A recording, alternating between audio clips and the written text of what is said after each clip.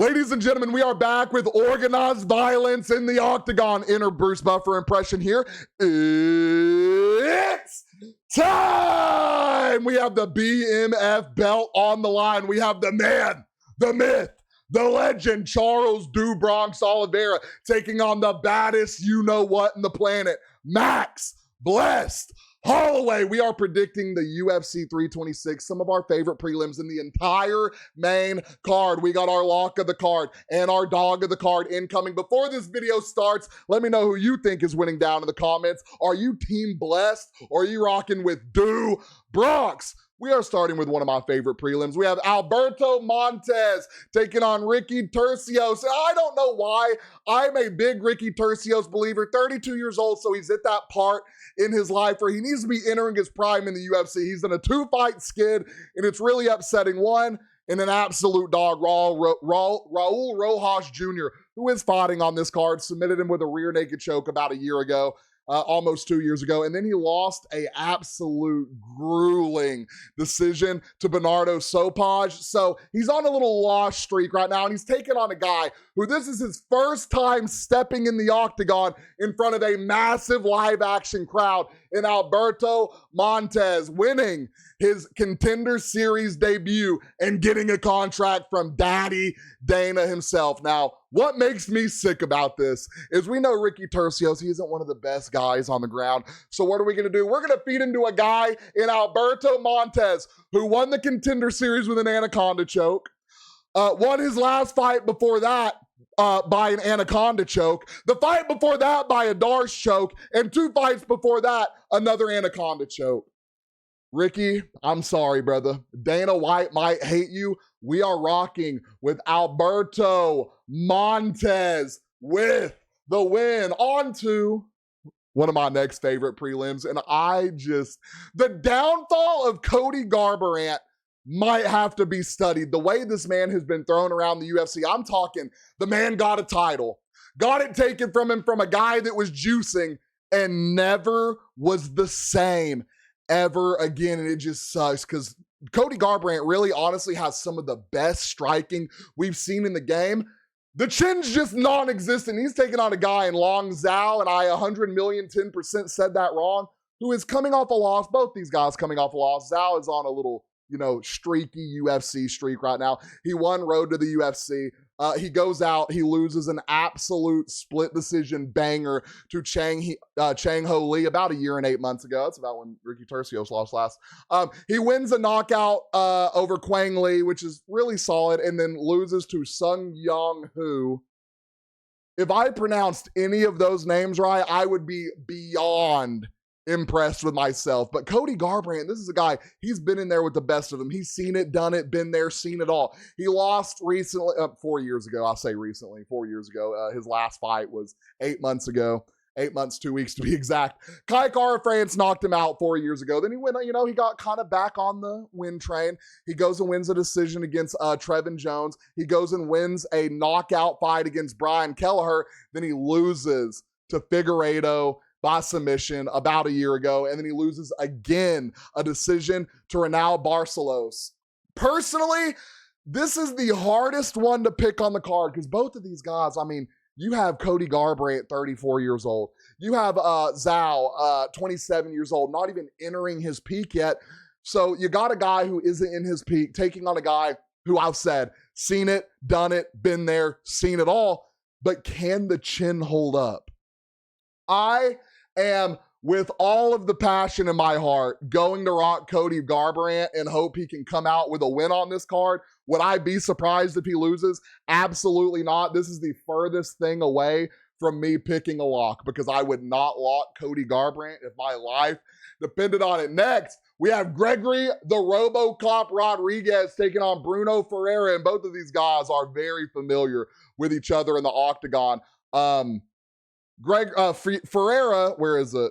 I think has a submission win, I want to say, over Gregory Rodriguez at some point in their career, which is very interesting because Gregory Rodriguez is a multiple multiple-time champion when it comes to Brazilian Jiu-Jitsu. Bruno Ferreira is on an absolute tear right now, beating Armin Petrosian by submission armbar, beating Jackson McVeigh submission by armbar, beating Marvin Vettori by decision. Those are some really solid wins under your belt. But when I tell you, if you go in here striking with Marvin Vettori, Gregory Rodriguez, you have absolutely lost your mind. This man not only can get it done on the ground, he can put your lights out in the blink of a second. I'm talking knocked out Brad Tavares.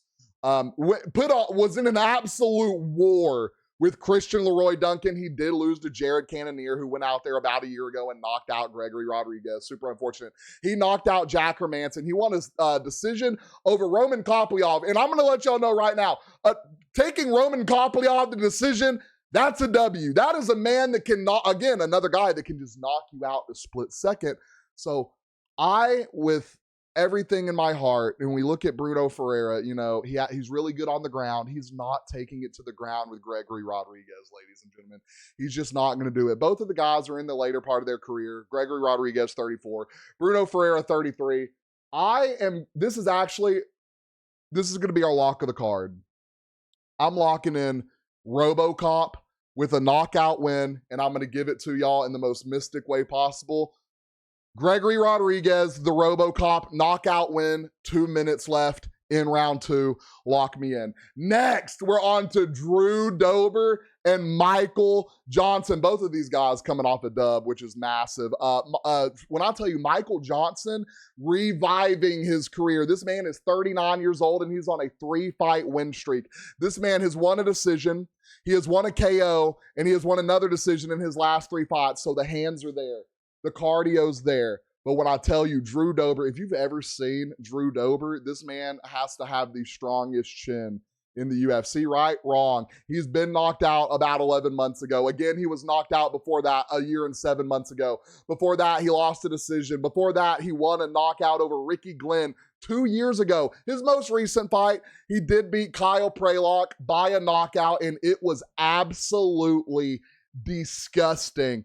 So Drew Dober, really, he can come out here and he can knock you out. He can also get knocked out. Michael Johnson, my thing is, older fighter. Y'all know I love to take the guys that have been there and done that. Now, both of these guys have been there, done that. But I'm honestly rocking the guy on a 3-fight win streak. Give me Michael Johnson coming out here, making it 4 and continuing to defy father time. This man is going to be 40 soon, right? 39 years old, 9 months, 3 days. He could have a fight as a 40-year-old this year, going on a 5-fight win streak and potentially, eventually challenging for a title. Next, I think this is everyone's favorite fight on the card. We have Rob Font taking on Raul Rojas Jr. Chihuihuas. I think this is we can look at it right now. This is the biggest jump in competition Raul Rojas Jr. has seen since he's entered the UFC. His first fight, I believe, in the UFC 2 years, 10 months ago. Christian Rodriguez, he wins the decision. Terrence Mitchell, he knocks him out. He goes on to fight Ricky Tercios. We also talked about earlier how that ended. Rear naked choke. Adequong, I'm not sure how to say it, wins by decision. And then 11 months ago, he beats Vince Morales by decision. Rob Font, on the other hand, is a little streaky. His oldest fight on the last 5, two years ago, loses the decision to Corey Sandhagen, loses the decision to Davidson Figueiredo. He beats Kyler Phillips by decision. He beats Gene Matsumoto by decision. And then he goes out there and loses a decision to David Martinez. Now, that was 5 months ago. And y'all know how I feel about Rob Font. This is a dude that can step in at any time and give you an absolute banger. I think this is Raul Rojas Jr. time to step in here and be like, look, guys, I'm here. I want to be, and he still has the opportunity to become the youngest champion in the UFC. He has to start running through competition now, though. I'm talking he probably got to do 2 fights this year, probably has to do 2 fights next year, and at the end of next year, you might be able to challenge for the title. I don't know. We'll see, but it all starts with beating Rob Font, and I think he goes out there and does that. I think he stops Rob Font, and I think it's by submission in the 3rd round. Give me Raul Rojas Jr. Chihuihuas with the win.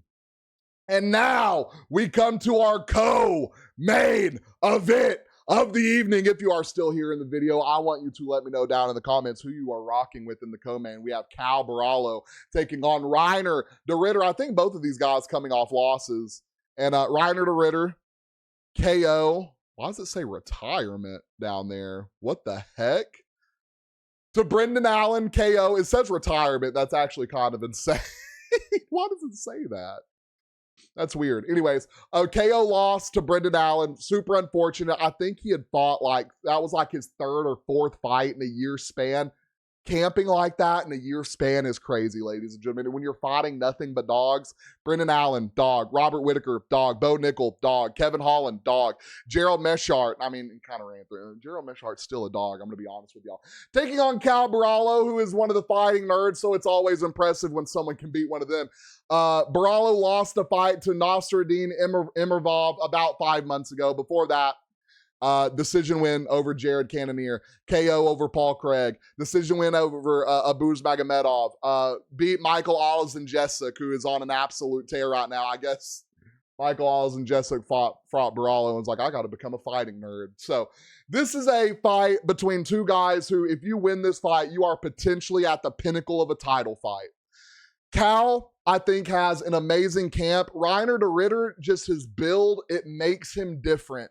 And I have always said I think Barallo is the weakest, not physically. I think he is the less skilled, and that this is saying a lot, saying you're the less skilled of all the fighting nerds.